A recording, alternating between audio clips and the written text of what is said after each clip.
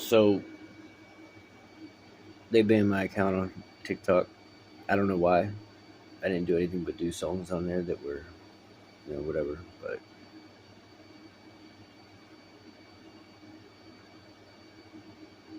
I don't have to start over though, because that's the thing. I'm glad that that was that. I'm glad that that was there. I'm glad that I had that to get everything out on, because then I got the story so good in my head now that I know exactly what happened. So it's fine if I can't do them videos no more. And for anyone to listen to that story, I still have what I have on YouTube. It's the full thing. And now I could tell the whole story in one shot. So I've been, I'm, I had a relationship with a girl 13 years ago. We had a child together. They didn't want me to be in his life. She ended up marrying a cop. They ended up watching my Facebook for 13 years. Around coronavirus, her husband and brother, both cops, they decided to get a team together to try to set me up on Facebook and make me look like a drug dealer. I was using at the time. I was at a methadone clinic, and I think the methadone clinic might have been involved as well, because I think that they were looking at, when I started going there, my piss and seeing that it was dirty with certain stuff, and then they were tracking me to see where I was going to catch dealers. But it didn't work out like that. So I get pulled over. I meet this girl who ends up being some informant for them, and I get pulled over, and they find a little pipe in the car with some dope and a vape pen that was hers. And they end up putting me on probation for that. Me and her, she ends up going to jail, but while she's in jail, I take care of her house for her. She gets out 30 days later, and within a couple of days, she don't want to ever see me again. She's supposedly pregnant to me at the time. She got pregnant while she was, and then went to jail, blah, blah, blah. But something, when she got, after the 30 days, she went into a disposition, so she had a court date. They let her out, and I guess her whole deal was to set me up somehow. So I was, but I wasn't dealing. So they kept sending people into my life to get drugs, but I would always have to go to someone else because I never had them. So we did that a few times, and I called him out on Facebook for trying to use me as their pawn, because he started telling me he wanted me to be his only dealer, and then he's kept marking the car we were in with, "This is the car with all the guns in it." And I bet in the case that he probably, that informant, him too, probably used the guns in the car for all of his busts that he did. That's probably how they tracked that car. So when I call him out on Facebook, I watch the Facebooks all drop. And I know at that point that I'm being hacked. My phone gets spammed a few times. And then I call out, when I call them out on Facebook, though, I call out specifically 2 probation officers.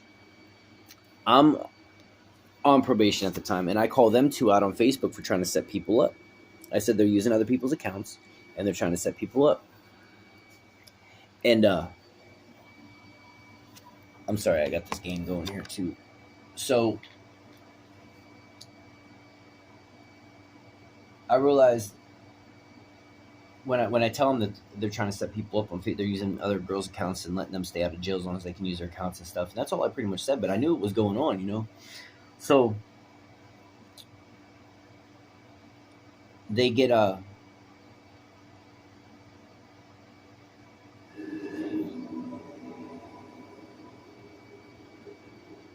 after I realized that, I just, I don't even really care because I'm not doing anything wrong. So I'm like, whatever, I caught him hacking me. I know this is going on. I called it out by name too. 4 months go by. There's an overdose at my house. And when the call goes out, my name's said, because I hear the call, and then I hear overdose, and then they're just telling him how to tell me how to work on this person. And I'm like, just get the ambulance here, A couple minutes go by. I don't know how many. This is a little delirious to me, but I know the records will show this. I start throwing up because I'm giving this dude mouth to mouth because I don't have any Narcan. I've saved his life twice already, and this time I don't have any Narcan. Anybody in drug addiction understands you have Narcan around you at all times. But I ran out because 3 days prior I had given it to some girl who called me and said that she thought her boyfriend was going to overdose. So I'm working on him, and I start regurgitating because as I'm working on him, his breath is coming back into me. And I run in. I was good. I started feeling like I was going to throw up, so I ran away. I couldn't. It just... Anyways, I go into the kitchen to throw up, I'm at the sink and I look out. As soon as I get in the kitchen, I'm looking out the window and I see a car pull up in front of the house. And I'm like, who the fuck? That's not an ambulance. Who the fuck is this car? And I see two girls get out of it. Mind you, I'm on probation. They're not my probation officers, right? I go walking through the house and I get out to the front door. I'm like, what are you doing here? You should have seen the look on their face. You should have seen the fucking look on their face when I saw them.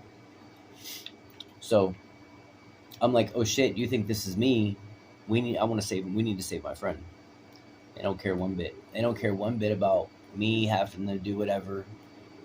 I don't know how long it took, but it was still a couple minutes after that.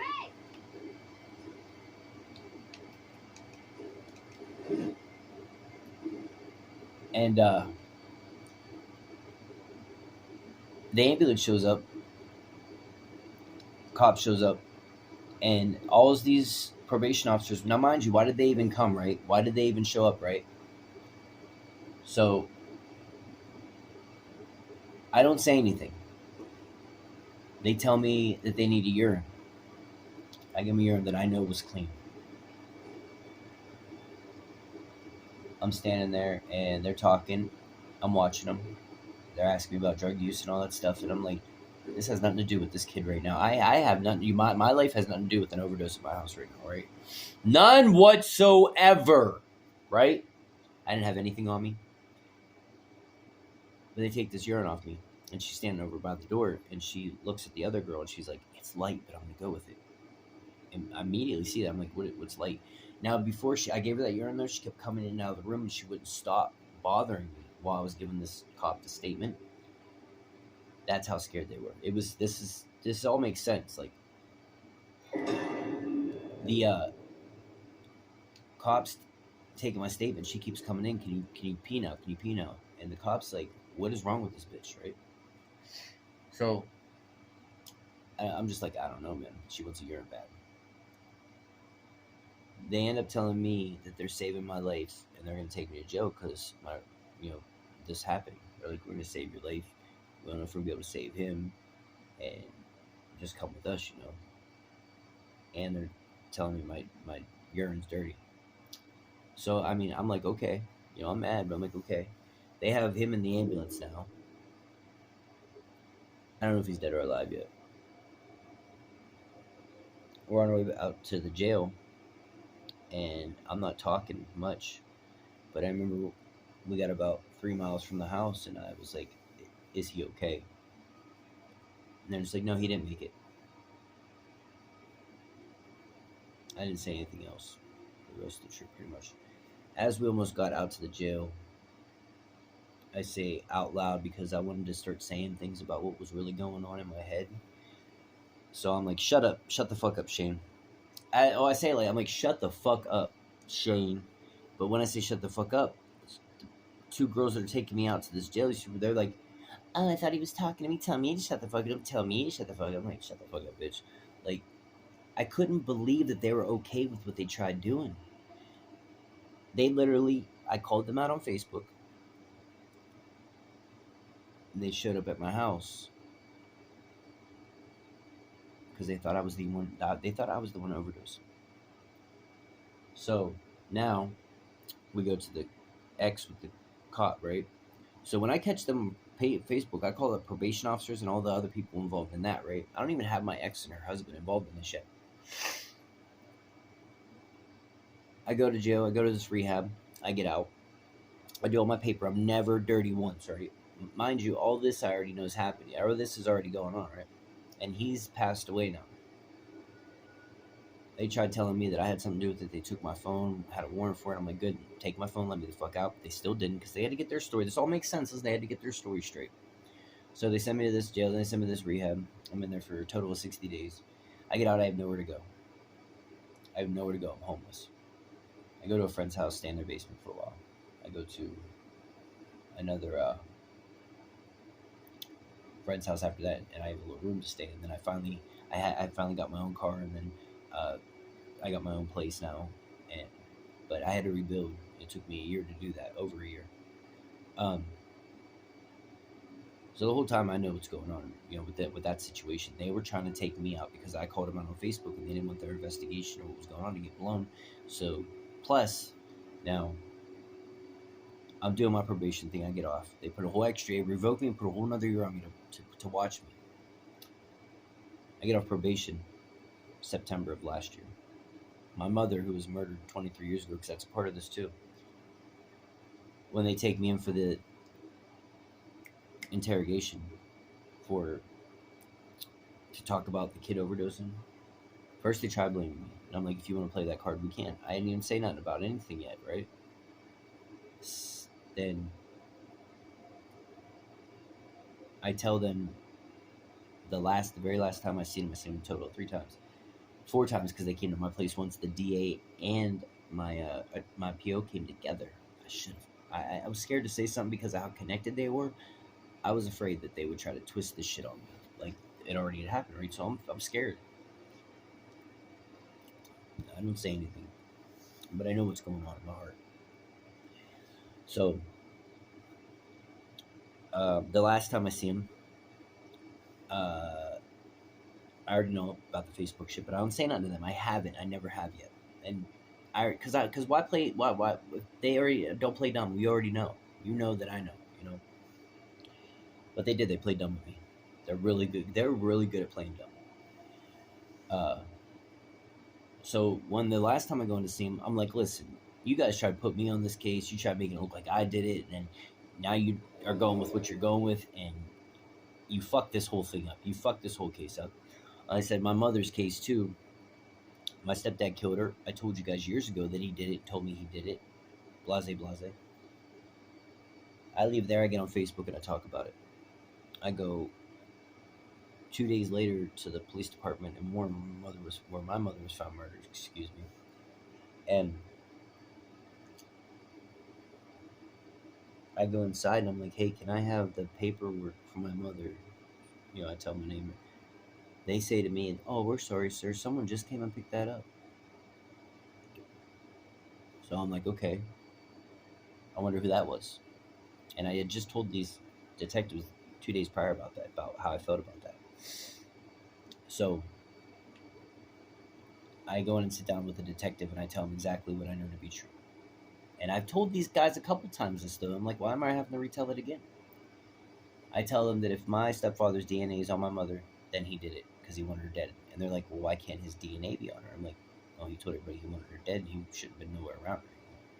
So I guess they gave themselves up right there by saying that to me.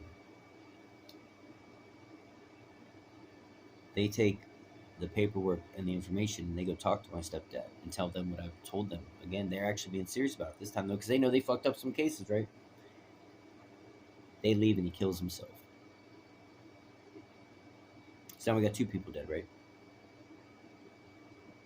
There's a total of 4 people that have died in the last 2 years that I know, but the other 2 are kind of part of it, but not really, not enough for this. So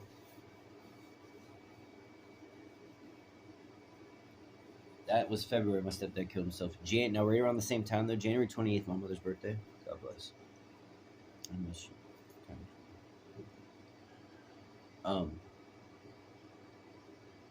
On my mother's birthday, I was on Facebook and I'm just talking about being hacked and stuff like that. And I call out my ex's husband's name and brother's name and say, if you guys are hacking, it's illegal. As soon as I do, doesn't my Facebook get erased from the day, my mother's birthday, back to September 10th of last year, 5 days or 10 days prior to me getting off probation? They were already trying to follow me again. They know how bad they fucked up. They were trying to get me for anything, right?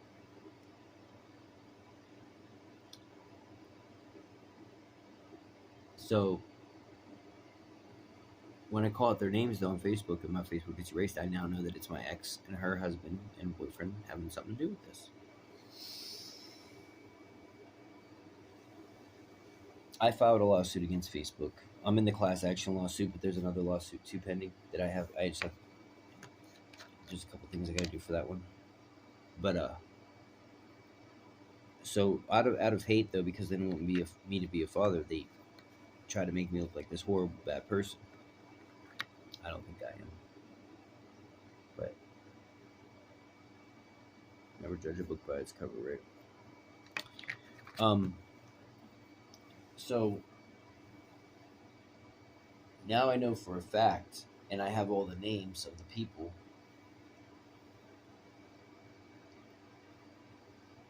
And they're going through with the case that some guy sold him crack laced with fentanyl. That doesn't work. You can't do that. You can't mix that to make it work right. I found a needle next to him when I found him overdosed, and I gave it to him, and they didn't even want to talk about it again. They're trying to hide the fact that they were trying to kill me and that it's an overdose because of them, and he's dead because of them. They're trying to cover all that up.